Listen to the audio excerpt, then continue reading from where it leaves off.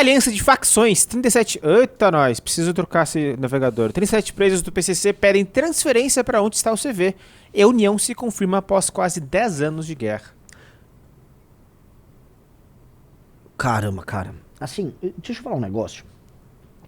Eu fui me informar com polícia de alguns estados sobre o risco que a gente corre nessa briga, tá?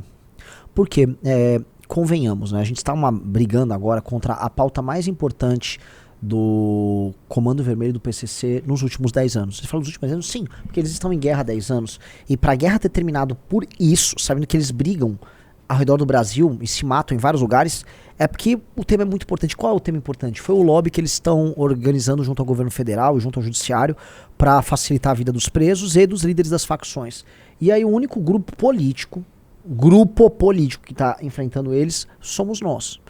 E a gente está se metendo com o filho de um dos líderes disso aí nesse exato momento. Eu vou falar assim, eu não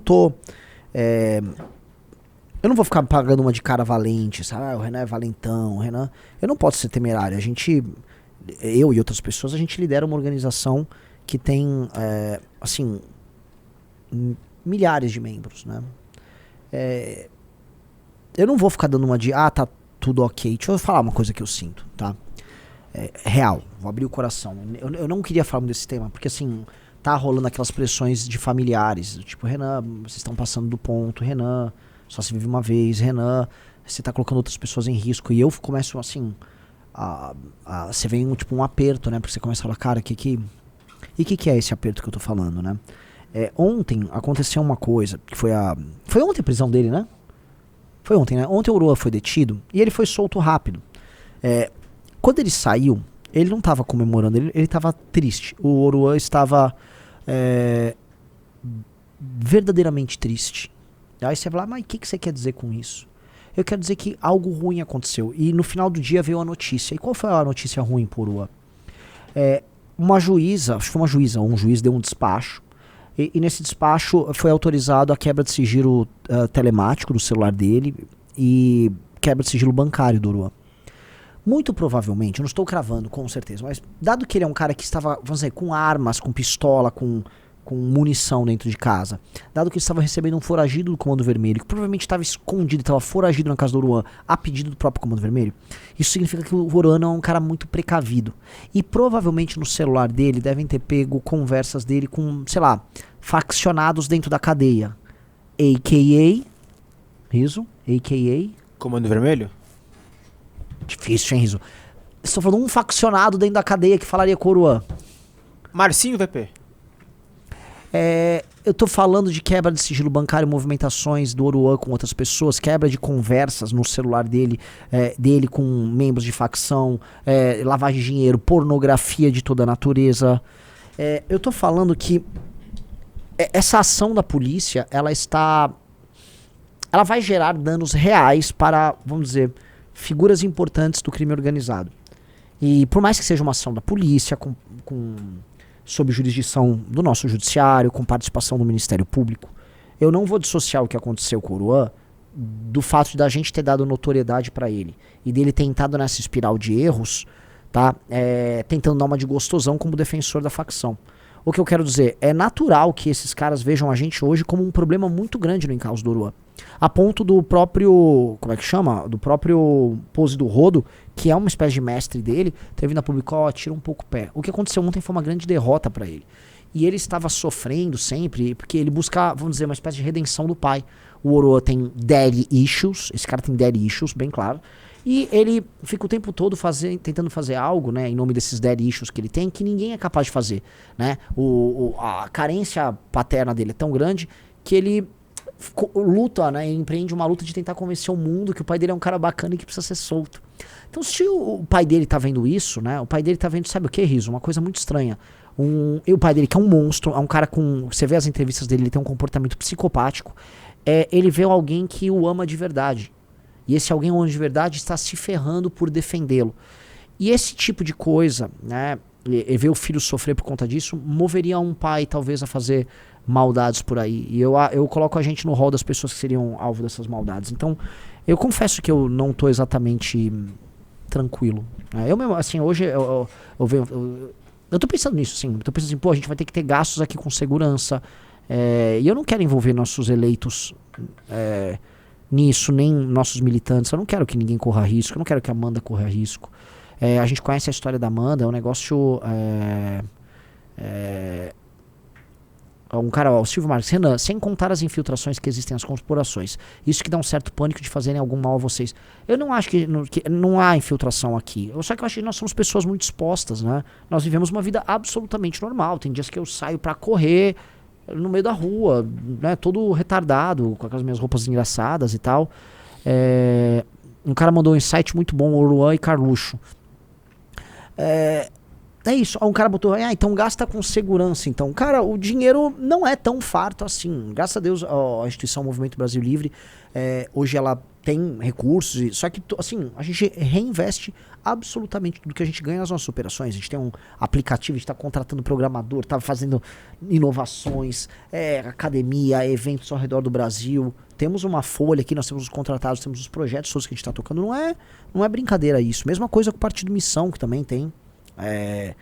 Então, nós vamos ter que ter segurança. Tá, é que assim, o lance é, se eles quiserem matar a gente, eles vão matar a gente.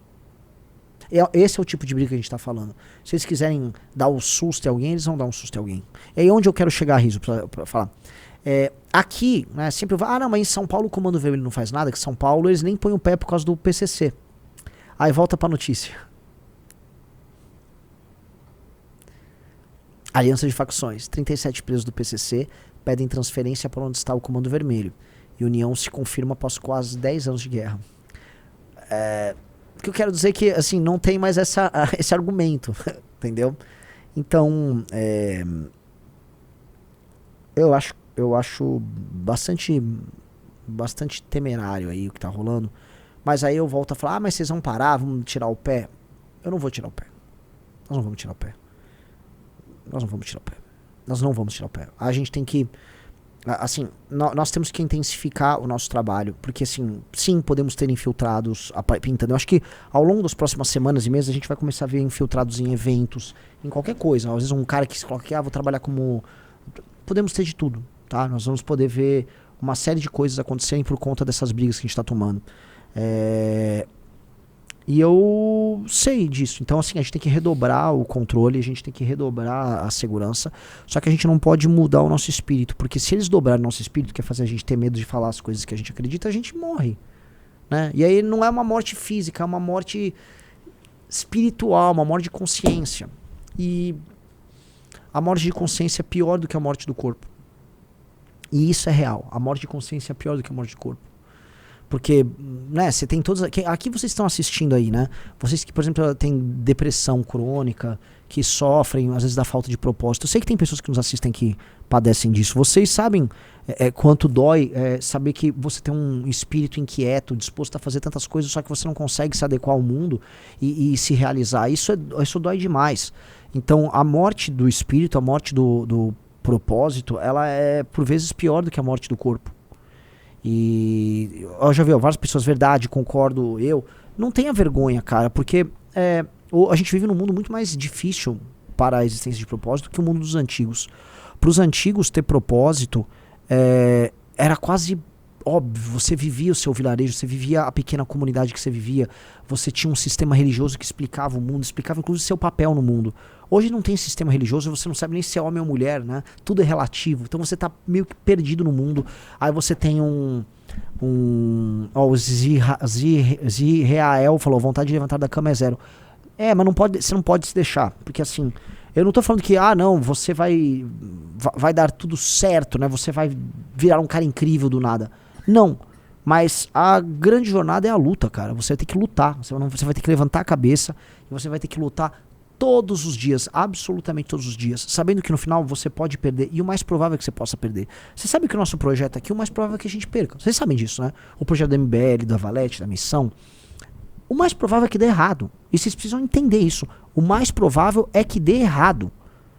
Só que não abdicar, né, de lutar é a coisa mais bonita que a gente faz. E ficar, não, eu vou continuar lutando.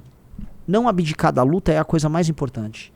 Não abdicar da construção, né? É texto pro texto da Valete, é revista pro revista, é livro que a gente solta, é vídeo que a gente faz, é live, é a construção de um líder, é mandato por mandato, é a coragem dos nossos líderes. São todas essas coisas que nós fazemos que aí você vai vivendo dia após dia, dia após dia. É dia após dia mesmo, é dia a dia. Até você construir isso. Então, o que todos eles querem, né? Todos, é que você destrua seu propósito, se conforme e desista. Todos querem. E na verdade, o que a gente vem aprendendo com o projeto nosso é que é sobre isso. O projeto nosso é exclusivamente sobre isso. Porque, naturalmente, a esquerda está se mobilizando sempre para nos destruir. Agora, crime organizado. Eu não sei, vamos ver os movimentos dos caras. Centrão, natural. A direita bolsonarista já fez isso. Vocês podem, porque teve de, responde, Nando. Sim, é mais um sujeito que quer isso, né? É um sujeito que vê um tipo de construção, ele não consegue aceitar a existência de gente que está construindo algo, que tem um propósito. Não consegue, porque é um homem movido por rancores e inveja. Ele é uma máquina de rancor. Assim como as esquerdas também são máquinas de rancor. Eles não conseguem ver nada funcionar, eles precisam destruir, né? Então, eu não... Abandonar o propósito é abandonar a única coisa que importa. E a gente nunca vai abandonar o propósito. Nunca. Nunca. Nunca. Podemos ser derrotados. Sim. E a nossa derrota, se vier, ela vai ser muito maior do que a vitória de todos eles. A nossa derrota, se vier, ela será muito maior do que todas as vitórias dos nossos inimigos. Todas as vitórias. Ela será incomparavelmente maior. Tá? É uma derrota que vai fazer a sombra à vitória desses caras.